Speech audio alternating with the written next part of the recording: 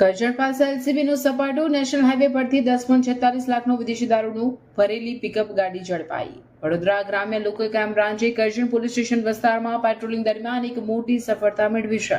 બાતમીના આધારે દેથાણ ગામ પાસે નેશનલ હાઈવે નંબર 48 પર વોચ ગોઠવીને પોલીસે એક શંકાસ્પદ પિકઅપ ગાડીમાંથી લાખોની કિંમતનો વિદેશી દારૂનો જથ્થો ઝડપી પાડ્યો છે.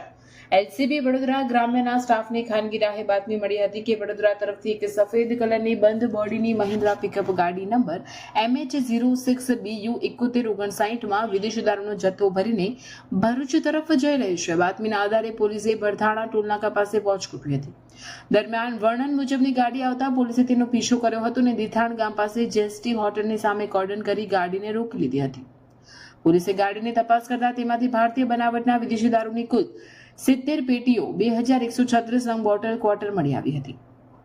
દારૂની કિંમત 10,46,000, પિકઅપ ગાડીની કિંમત 5 લાખ, મોબાઈલ ફોન 5,500 ને કુલ મુદ્દામાલ 15,51,500.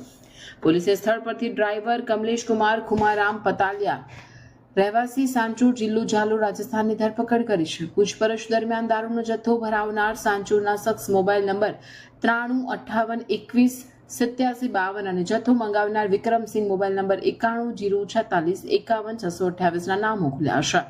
કરજણ પોલીસ મથકે પ્રોહિબિશન એક્ટની વિવિધ કલમો હેઠળ ગુનો નોંધી આગળની કાયદેસરની કાર્યવાહી હાથ ધરવામાં આવી છે.